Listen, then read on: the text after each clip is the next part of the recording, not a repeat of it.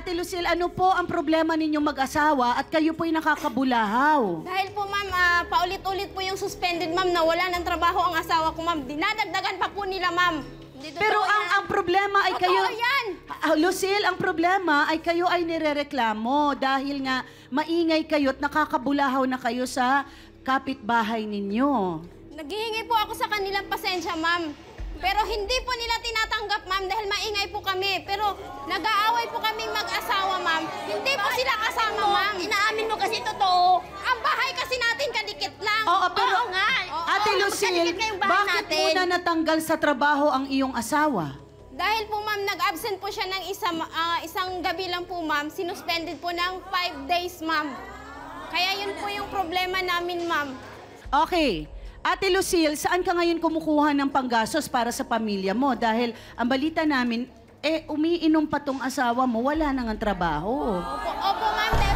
Dahil sa problema po namin, ma'am. Kaya po siya, inaaway ko siya dahil gusto ko maghanap po siya ng trabaho. Okay, pero hindi ba kayo aware na, Ate Lucille, na kayo ay nakakabulahaw? Nakakaistorbo, kaya umabot tayo rito sa face-to-face dahil nagrereklamo na si Ate Hatidja. Ayun naman po, ma'am, nanghingi po kami ng pasensya sa kanila, ma'am. Siyempre, sa kapitbahay, may respeto naman po din kami. Hingi Kaso ng nga lang pasensya. po, ma'am, Hingi ka ng hindi po pasensya na. kasi nila, ma'am, tinatanggap Hindi ang naman pasensya totoo namin yung sa kanila, hingi ng ma'am. pasensya mo, ma. Ito. Hindi totoo. Ano ibig sabihin hindi totoo ang hinging pasensya? Plastikan lang po. Hindi, Paano? kahit yung anak ko na natamaan niya ng martilyo, tama ng asawa niya, hinayaan lang Dahil niya. sa sobrang galit po Hindi man namin lang niya sinabihan na. Dahil sobra pong galit, totoo. ma'am, nawala na po Totoo. ng... Pasensya na totoo. Hindi man nawala lang na po, ganun. ma'am, ng ano, ma'am. Nawala na pong sa isip kung ano pong mang naibabato, ma'am. Dahil sa sobrang galit na po namin, ma'am.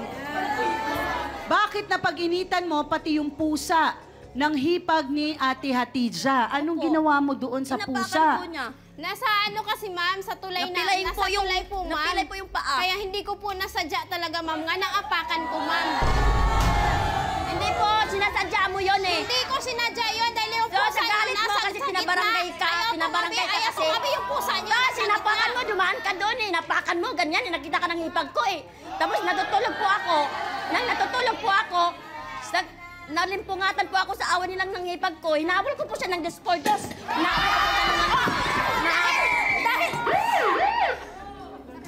Dahil nangingialam kayo sa amin eh. Hindi ako sa nangingialam, te. Alam mo yan. Hinabol mo ng 2x2 yung pusa, Ate Lucille? Hindi po Hindi. Totoo ba yun? ma'am. Oh, hindi. Hindi po totoo yan, ma'am. Naapakan Sino ko lang ng pusa, hinabol mo ma'am. siya ng 2x2? Opo, kasi puro Yung away pusa, nilang away nilang ng hipag ko. nakakapagod talaga yan.